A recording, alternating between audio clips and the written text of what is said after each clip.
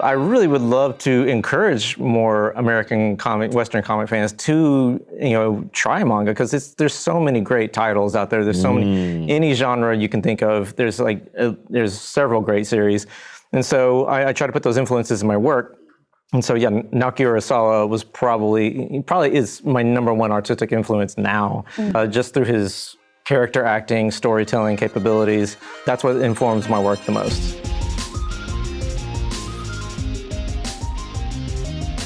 Coming to you from Crunchyroll HQ, this is The Anime Effect, where each week we bring you interviews with amazing people from all across the world of anime, and really just like nerd culture in general, from directors to actors, artists, and more, to discuss their work and their anime favorites. It's pop culture with an anime lens. Today, we are sharing Leah and I's conversation with Joe Eisma. He's an Eisner-nominated artist and co-creator of New York Times bestseller Morning Glories.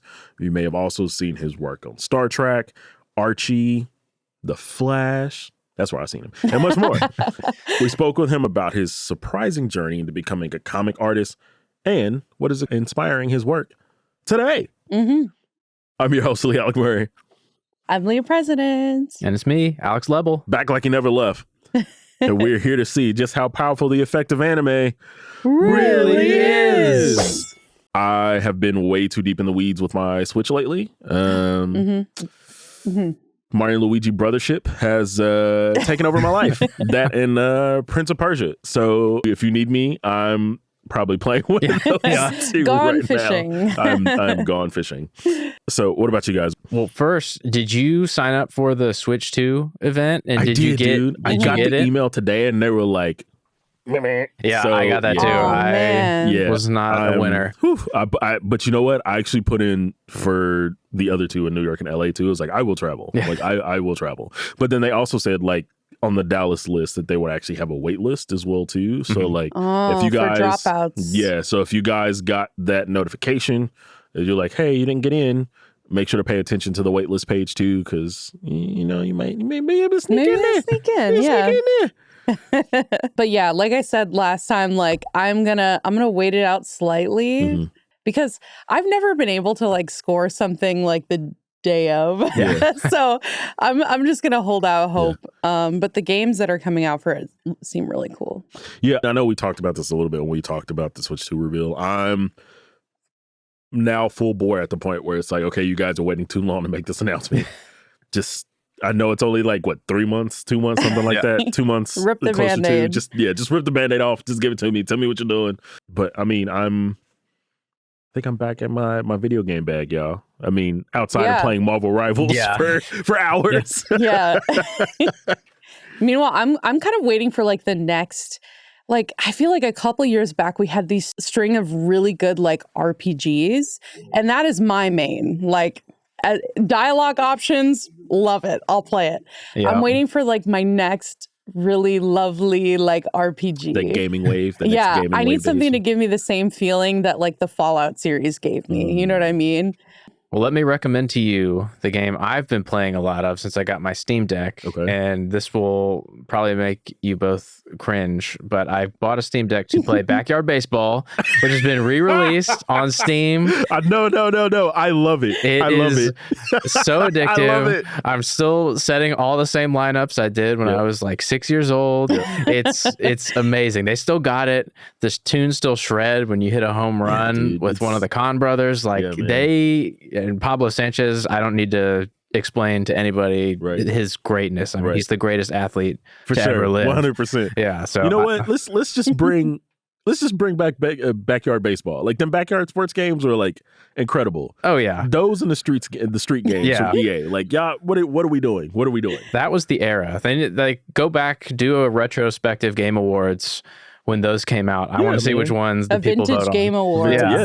Vintage Game Awards. Hall of Fame like nominations every year at the Game Awards. There you go. Up next is that interview with comic book artist Joe Eisma. Stick around.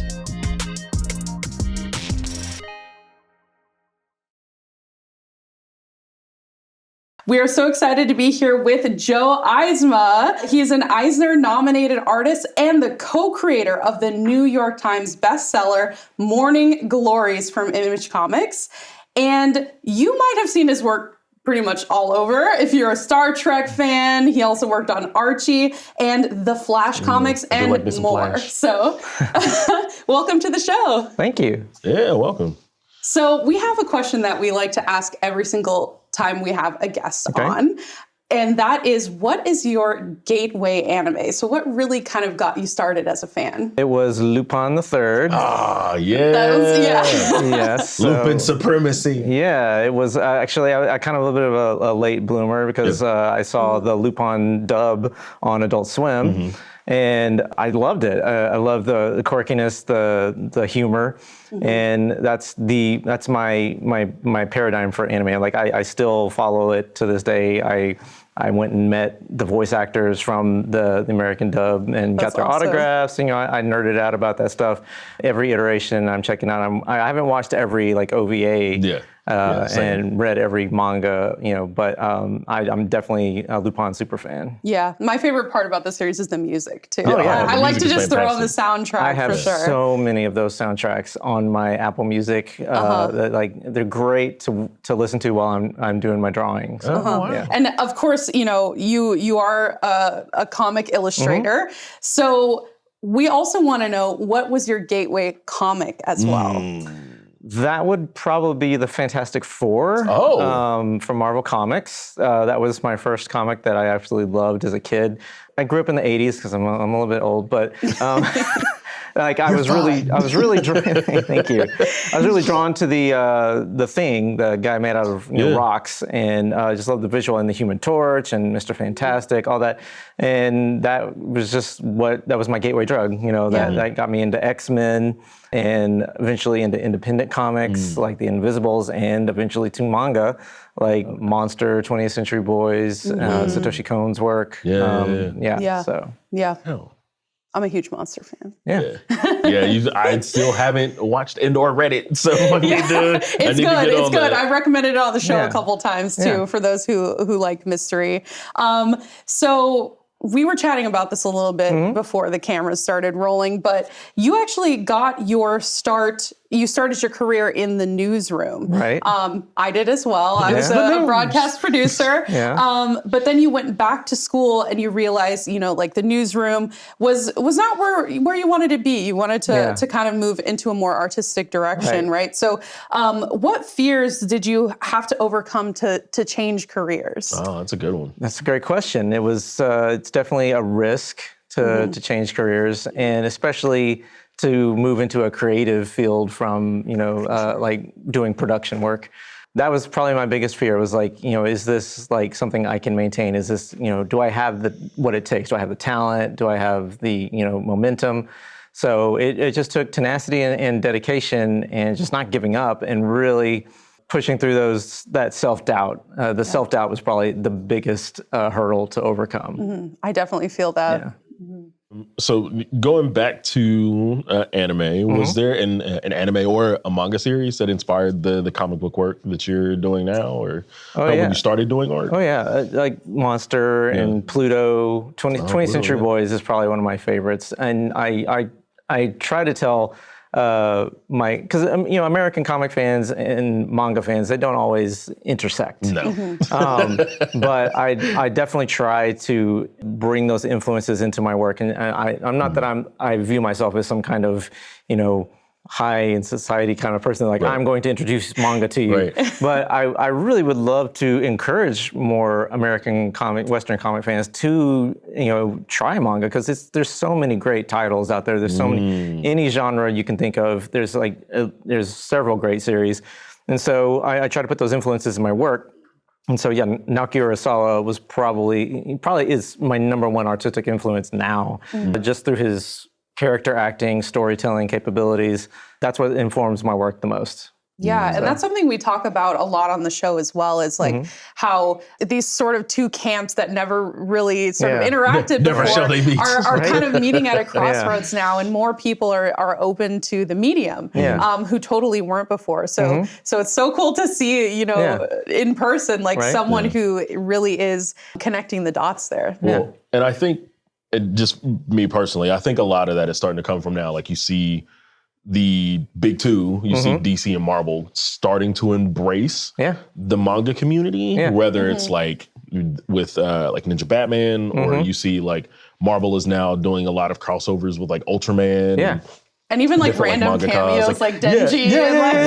Right? So I'm with you. Like I wish, you know, there would be a little more crossing, because I think, you know, as a fan of both Western and manga, like I think there's a lot more similarities than people think. So I would definitely recommend people giving manga a shot. I agree, 100%.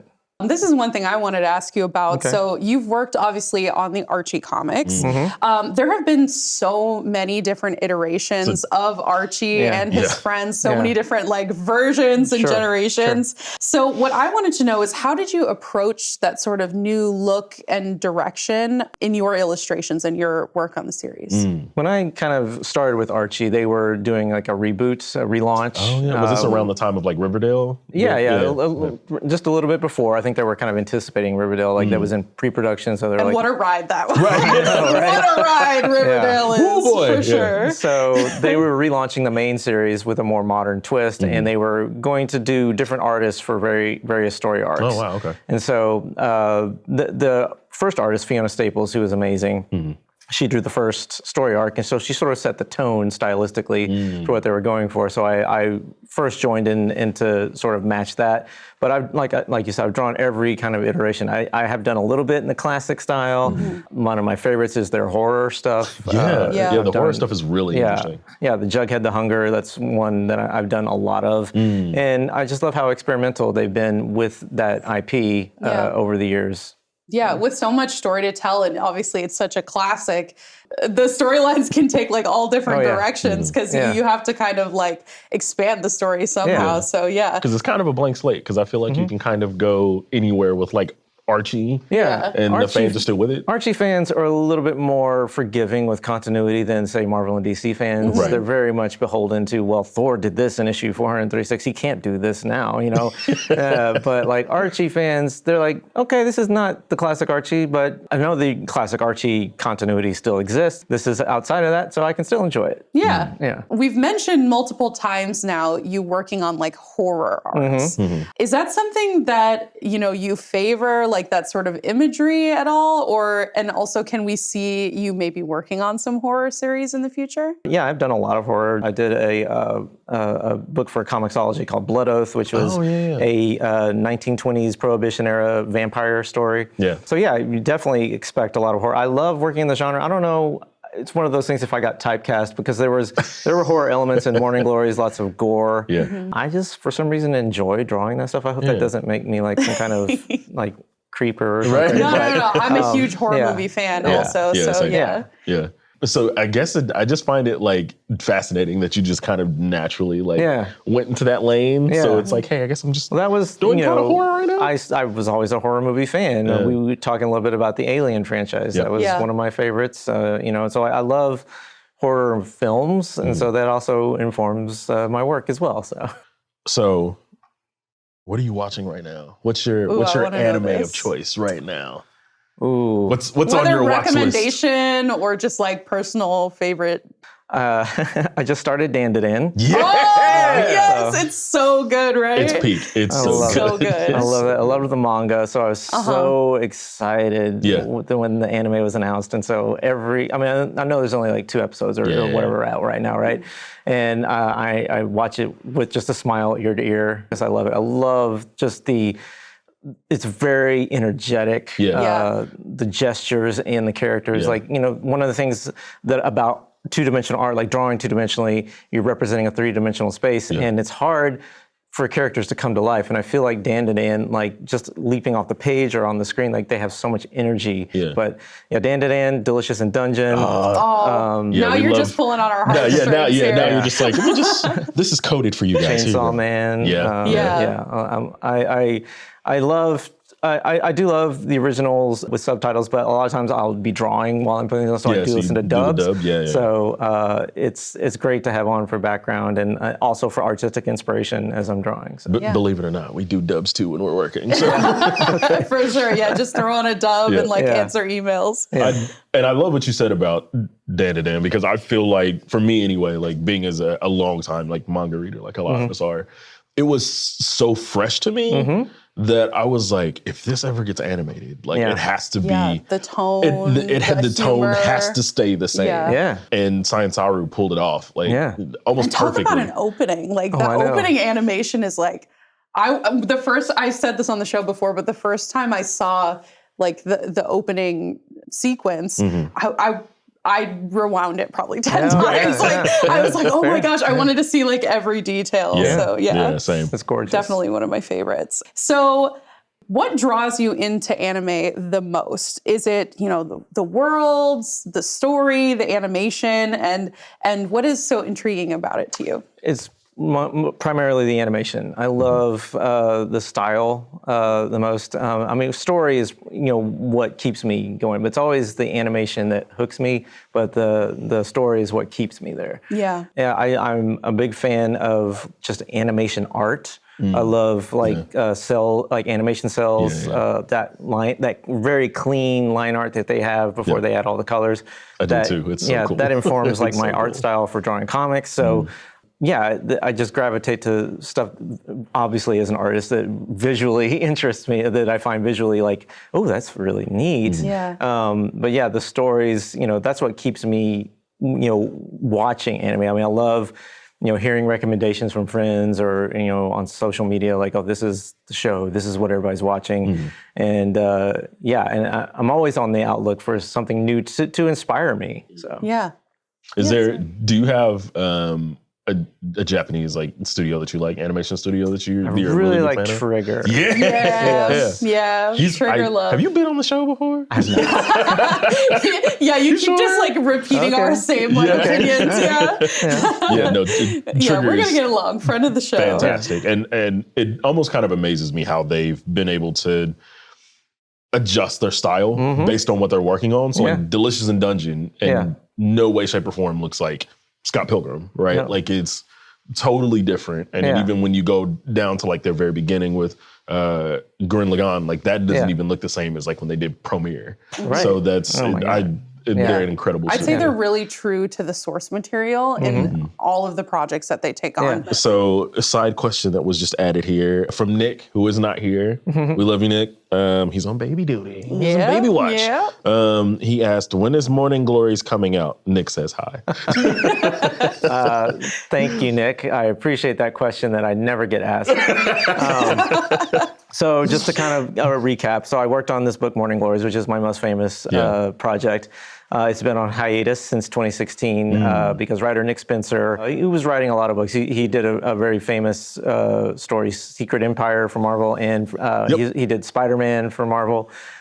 He's taken some personal time off after that. So as soon as he's got his batteries recharged, which I hope is soon, because we have so many fans that love that book, and I hate to leave everyone hanging. I just, and Nick, of course, has also shut down his social media, so he can't be bugged about it. So I only get bugged about it. I'm leaving everything. So you hear that, Nick? It's up to other Nick, and then we'll have an answer. We'll keep biting at the bit until then.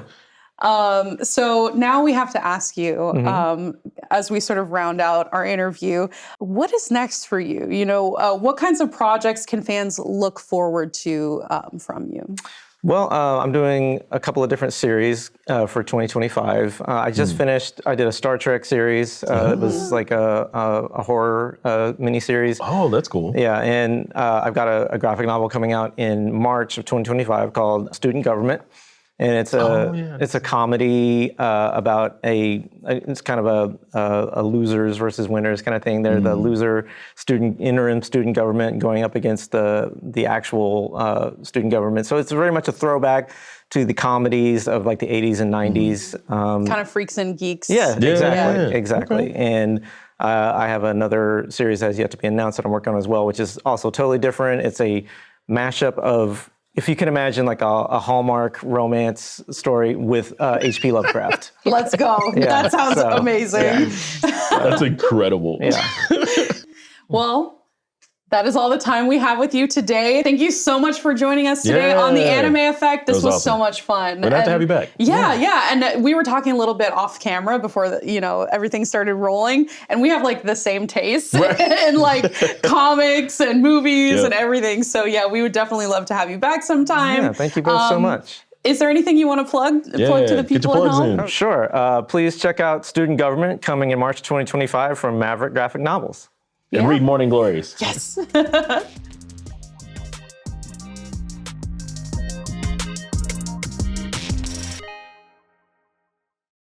It's going to take forever for us to get through our vault. I was just thinking that. I was like, we have previous interviews. NYCC stuff that is still coming out. And that show was 3 months ago. Yeah. Which is cool. But just as lovely is still so excited to see, what else he's working on in the future. Awesome. And he's just such a talented artist and a friend of the show forever. Yeah. Also, shout out to Amy Reeder, because I was playing Marvel Snap and I got a Moon Girl variant card that was done by Amy Reeder. So shout out to Amy Reeder too. Yeah. Very cool. But guys, what it's time for... Recommendations! All right, from Alex. Not this Alex. Not me. Another Alex that was on the question form. Great name. Maybe you were the Alex on the question form. Who knows? Not a very good disguise if you're just like going with your real name. It's like the Sting wrestler meme where he pulls off his mask. And okay. What would be some good recommendations for someone who's just tuning into anime? I started around November of 2024. And I'm just looking for some good recommendations to watch / learn about. One, thank you, Alex, for finding us in your anime journey. Yes. You looked straight at him when you said that, so it's not... Because I'm going to shoot to Alex talk to Alex. The defense that it wasn't him that wrote in is getting thinner and thinner when you're like, thank you for writing that, Alex. Tell him myself. We have a lot packed for you here. Mm-hmm. Don't feel obligated to watch all of it. It's so much. It is so much. But we're going to throw some stuff at you. Some stuff I think that you're going to like. Everybody else may really like if they're like kind of trying to tap in and find something new. So without further ado. Everybody going to like. Everybody like. Alex, not question form Alex, but podcast Alex. What you got? Well, first, it's great to see that people read my messages on the Alex Discord. Someone's finally taken my recommendation seriously. First of all, welcome to the fandom. You're about to learn very quickly that your watch list is going to balloon to catastrophic size, but you don't need to watch all of them. It's true. But some ones I would recommend starting with, because you're Alex, I'm Alex. Hopefully we take the same kind of path. You're a dude. We're all dudes. We are all dudes. Yu Yu Hakusho, a great place to start. It's a classic. Great rec. And I'm trying to give you some recommendations that kind of run the gamut of all the different kind of experiences you can get with anime, because it's more than just shonen. That said, also recommend Jujutsu Kaisen. It's hip, it's really new, it's provocative. I don't know what it means, but it gets people going. There. Yeah, it's what the people want. I think some others will probably touch on this one as well, but there's a director named Shinichiro Watanabe who has works that span multiple different music genres. You may or may not have heard of Cowboy Bebop. I'm sure others will talk about it, but there are others that are just as amazing as Cowboy Bebop that cover different genres of music, like Samurai Champloo, like Terror and Resonance, like Kids on the Slope, and those are all just really like artistic masterpieces, and something that anime can give you that not many other forms of art can. I'd also recommend Sword Art Online, specifically season 1. Season 1. Don't get confused, because it does veer off into like sub-series that have not really a lot to do, like Gun Gale Online. And stick to the core series. Such on. Yeah. Core series, season 1. And it also introduces you to isekai, which you'll get to know very well. Pause for button. Pause for isekai. Wolf's Rain, not talked about as much, but if you want like sci-fi dystopia, that's a big anime about a dark setting. Horse pick, sir. It's so good. I just good. Every now and then I think about it. I'm like, how did they had no right to make it this good? No, man. Didn't get enough credit. I agree. Kaguya-sama, rom-com. Yep. I'm sure there is a similar show that is not as light and delightful and fun that some people will recommend, but Kaguya-sama's great. Angel Beats, you'll get that slice of life. You'll also get a lot of crazy plot twists that don't quite make sense, but that you got to like suspend disbelief. That's key to enjoying anime. And then finally, because you're start now. One Piece. You'll thank me later when you start it now and you're continuing on your journey. We'll see in 10 years. Yeah. Right. Literally. All right. Leah, what you got? Those were really good, Alex. You actually made me think Alex. about new ones that I wanted to add just because of like your reasoning of like why you recommended it. Such as like we were just talking about RPGs. Yep. Cyberpunk. If you played Cyberpunk, there's a Cyberpunk anime. Great. But when I was thinking about this question, I was thinking like, what is like a crash course of like that any anime fan is going to be like, have you seen this? Like, it's kind of sort of Criterion Collection, but it's also short enough that you can finish it in like a day or a couple days, such as Death Note, only one season. Yep. There are 37 episodes or something like that, but it is only one season. And then you can do something like Full Metal Alchemist. I think it has like 2 seasons. There's a Full Metal Alchemist and Full Metal Alchemist Brotherhood. Both are good. Another one that I had that one too. I had to take it off because you had that one. Another one that's like you can get through pretty quickly, and it's kind of like a Criterion is Tokyo Ghoul. Also the soundtrack slaps. We were talking about soundtracks, really good. Great opening. So those are like what I would say are like just like the baseline classics that you can get through really quickly. But some other really cool series I like for new watchers that I specifically picked because I could compare them to like mainstream TV would be something like Kakegurui, which is kind of like a death game, like high stakes. If you watch Squid Game, you'll like it. Oh, like that's a good point. Pretty much it's pretty much like a very it's a very good parallel, I would say, because it's like these young people are going to this school where gambling is like really like high stakes gambling, like death game gambling is like in vogue. And it's all these like rich kids like trying to play for money and a lot go into debt and this and that and like try to break even and do double or nothing with these high stakes. Really, really fun. Very pulse racing. I think they also have like a movie companion that came out not too long ago. I loved it. I was on the edge of my seat. It's so good. So I would recommend that. Another one, if you're wanting something a little bit more touching, a little bit sad, kind of a tearjerker, Your Lie in April. If you want some more like action type stuff, I would say Fire Force, because we're only one season in and a new season is coming out this year. So if you like it, you don't have to wait too long and you can be like on the zeitgeist with everybody else. Please come to the church of Okubo Sensei. We take new members all the time. All the time. I love the design. It's by the same creator of Soul Eater and also Kill la Kill. Kill la Kill's a good one. So sorry, that's a lot of recommendations. Like Alex said, pick and choose what interests you because they're all very different from each other. But yeah, what about you, Lee? So I want to start. I got 2 original ones in here. 2 that one that was a Nick recommendation, like when we first started the show. It's Bocchi the Rock. The music amazing. But also it's like the slice of life high schooly vibe. Like it takes you on a trip that you probably aren't ready for because it kind of like not only do you really get in tune with like the main characters, but then you also, I feel like when you watch the show, you also kind of find out a little bit about yourself. Like, oh man, like that's how I saw it. Anyway. Yeah. It's like I'm watching the show. I was like, I was kind of like that in high school. But it's a great series. It's a great story about like perseverance and believing in yourself and like, just being out there and exploring your dreams. Another original here, Licorice Recoil. Love it. I love Loco Roco. It's so good. It's just a fun series. You could probably just sit down in the afternoon and finish it.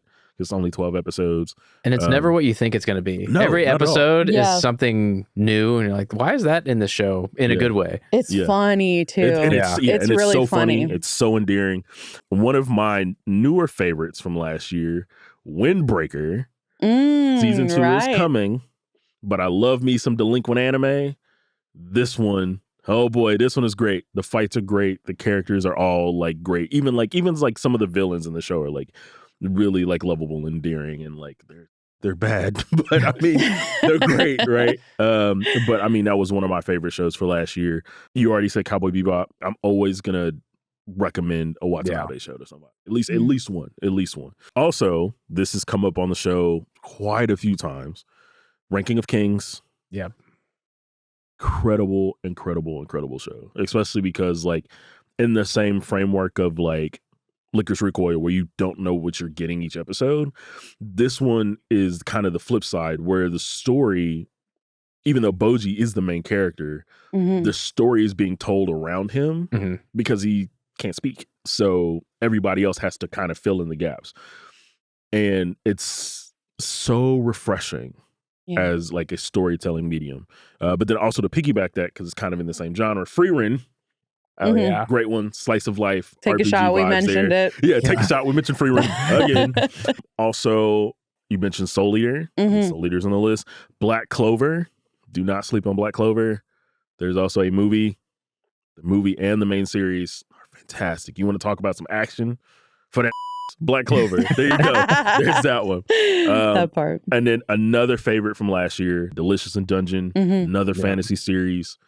It's so weird that that's last year. I know. I don't like thinking about Where that. I don't did either. the time go? Super dope RPG vibes. I love that like the fantasy subgenre for anime is like starting to like bubble up. So definitely on my list. But last but not least here, if you want some gunslinger action, Trigun. So cool. The OG and Stampede. Stargaze, which is the sequel to Stampede, is coming up soon. This there are 3 series that I will always recommend to people. Bebop, Trigun, Yu Yu Hakusho. Outside of like the whole like Dragon Ball Toonami thing, those shows I think really, those 3 and Outlaw Star, those shows really made me kind of reevaluate what anime could be, because it wasn't like, oh, just like the action. Like now it's the storytelling. Like now you're like getting into like the gunslinging, and like and Trigun is such a cool story. It's got a lot of heart. Vash is so endearing as a character. It's just hilarious. the best. Probably one of my favorite anime main characters. Yeah, I think that's it. We covered a lot. Yeah, There's that is a lot. How many titles was that? Like 20? Like, so set some time aside. Maybe take a couple days off. Yeah, to catch up on all these. But to further prove the point, like not all of us have seen all of these either. Some of these are on like Windbreaker's been on my watch list for almost a year. So now I'm going to watch that. So Alex, we can watch it together. Let's boil this down really quick. One title from your list, just 3. So 1, 2, 3 that we can give to Alex. He can take the whole list. Yeah, they can take the whole list. But if there's one that they have to watch from your list, what is that one? I'm gonna say Wolf's Rain. I know it's deeper cut, but that one is just so good. He went for the deep cut immediately. It's so anime, and I mean that very complimentary. Leah, I gotta say Death Note. Okay. From my first list. Okay. For newer, Kakagurui, because I think it's lit. Okay. Ooh. I'm gonna go Soul Eater. I have to go Soul Eater on this one. Yeah. We got some weird dark vibes happening at the table. Also, let's throw in Boatsy the Rock. So you have something like toy. So you have 4. Horrendously sad. But Alex, thank you. That was amazing. Hopefully we helped you on your anime crash course. If anybody else has suggestions for Alex or anybody else that's getting into anime, hit us up. Be part of the conversation. But have some recommendations from the audience. Audience. Leah, do you want to take that first one? Sure, I would love to. So this one is coming from Reina Angel Mendez via Spotify. They say, Anime Rec, hey guys, I've been listening for almost a year now. That's awesome. Good to hear from you. And I have an anime recommendation for y'all. It's specifically a music anime that had me hooked all the way through. Okay. I wonder if this is stemming from the conversation about music we had last week. Probably. It's called Carol and Tuesday. Carol and Tuesday. You've seen this one? Carol and Tuesday. It's on Netflix, and it's totally a great watch, especially if you're interested in the music industry. There are a lot of references to popular music over the last 50-ish years, and it has an extremely compelling story from start to finish. Very slice of life. That sounds right up my alley. That's a great rec. Carol and Tuesday is fantastic. That is a fantastic anime. Is that a newer one? New-ish, within the last 3 years. Yeah, I think it was kind of like right when Netflix really started dabbling in anime. It was one of the first ones they did. I think it's a Watanabe show as well. If I remember correctly, and friend of the show Denzel Curry has a song on there as go. well. There you go. Alex, you want to take the next one? Yes. So it's Music Time, because Music Time has written in via Spotify. Thank you, Music Time. That music question was awesome to hear, as I love music as well. A musician I love named Iceferno gives me the same vibes. LeAlec, if the intro song is good, I'm hooked immediately. There you go.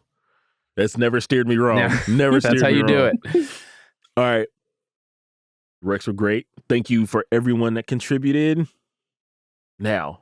Hell yeah. It's time for the mailbag. Mailbag, roll up them sleeves. We still got to get a mailman. Can we just...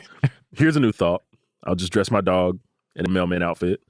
Just have him stroll in here with his short, stubby self. Wishbone style. With a bag, like wishbone style. Just have him drop the mail and he can leave. For the people at home, talk about your dogs. What breed are they? So that they can envision this.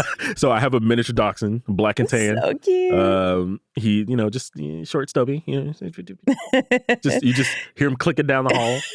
I've heard him over Zoom calls before. Very cute. He gets rowdy, y'all. He gets rowdy. All right. Nazim, via our question form, I've been wondering what areas of representation we'll see next adapted into more stories. An area that's been getting so much great love recently are older protagonists. I know and I love it. Been loving what we've been getting so far, so I'm wondering what more will come. That is a great question. I have to agree too. I think you have some great answers for this one, Leah. You wanna kick off? For sure. I do want to say I second what you're saying about older protagonists. We're all getting older, and it is nice to have something to relate more to than a high school story. Yep. Though I love my high school stories, I love a little drama. Yep. But obviously, I want to bring up LGBTQIA+ inclusivity. I read a lot of manga with those subjects, but I don't see a ton of adaptations come out on a regular basis. So I would love to see that more. You get some, but it's not at a very high clip, right? Yeah. I mean, I've talked a lot about Cherry Magic, for example. And I've talked about Twilight Out of Focus, which I really loved.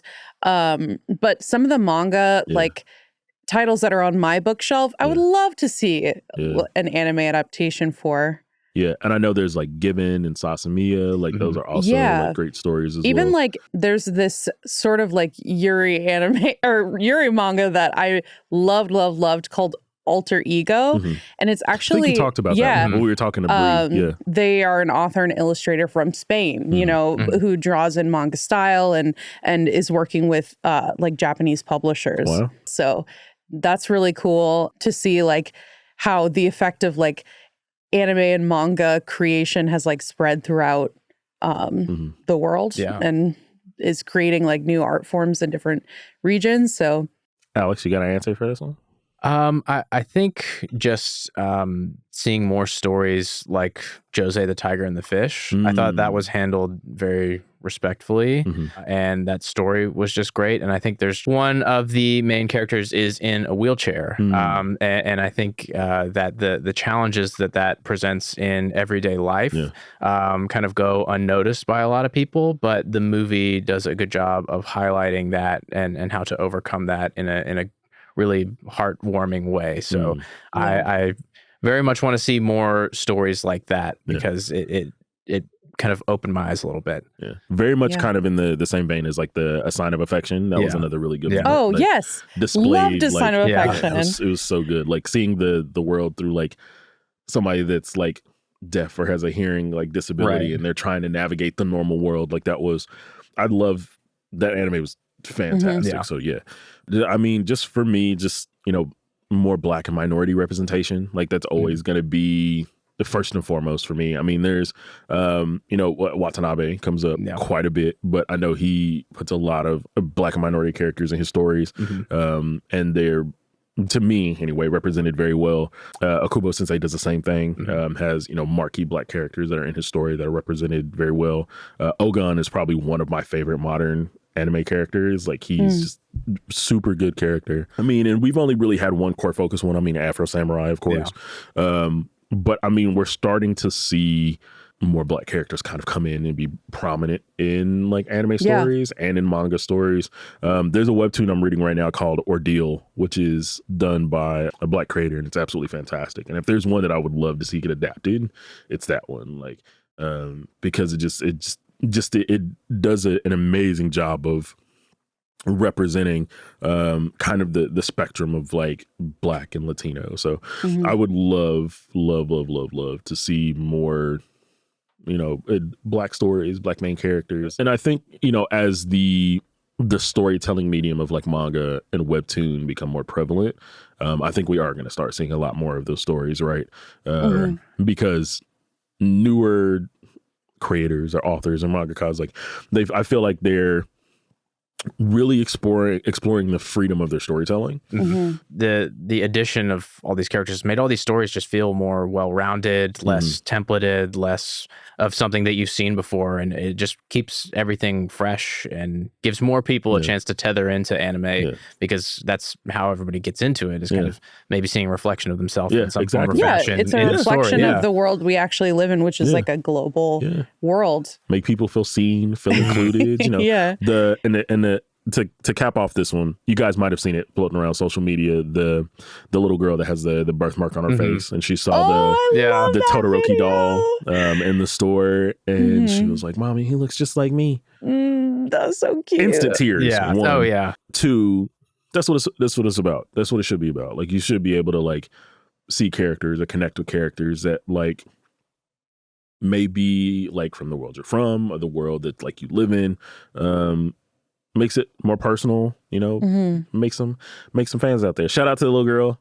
She's a My Hero fan for life. She's going to be on the pod in 10 years. Right. She'll be on the pod. We're going to interview about the iconic moment. But I love seeing moments like that. So before we start crying on the pod again, if you guys want to be part of the conversation, you have any recs, you have questions, you want to, hear me yell mailbag as loud and as extended as possible, please definitely write in. Apple Podcast, 5 stars. We're there. Review. We're also on Spotify. If you're watching on the YouTubes, like, comment, subscribe, all that jazz. Also, question for him. Question form. got.cr/anime effect questions. Again, that is got.cr/anime effect questions. Yeah, we love seeing your questions every week. It's literally one of our favorite parts of the entire show. It really is. Yeah. We look at those comments, we look at those questions, and we're just really excited that we have such a cool community around us that is like getting involved and sending those in. So hell yeah, brother. Lee, do you want to take us out? Of course. Thank you for joining us for another episode of the Anime Effect, brought to you by Crunchyroll and the folks over at Sony Music Entertainment.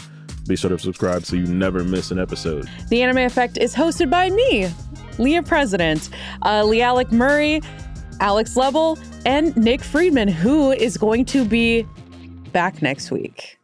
I almost can't even believe it. Crazy. I'm in shock. So excited to have him back. We are executive produced by Jonathan Hirsch, Joanna Clay, and Nick Friedman, who is in the building right now. He's walking around the office. He's here today. I saw him put a message in the Slack about wondering where his lunch was. Right. Of course, that's the first thing he asks when he comes back to the office. Where's lunch? Where's the lunch? Our lead producer is Kyla Carnero, and our associate producer is Zoe Culkin. Vince Garza filmed, and Pixelworks edited the video. Our head of production is Sammy Allison. Special thanks to Carla Solorzano and Tamika Balance-Kalasi. And we will be back with more anime. Of course, can't get rid of us. Nothing you can do about it. Nothing you can do about it. We're going to be back at full strength. Nick will be in this position. I can move back to my color commentary position. And I'll be gone because we can't be in the same room. You've never seen Nick and Alex in the same room. Thank y'all. Later days. Peace. Bye.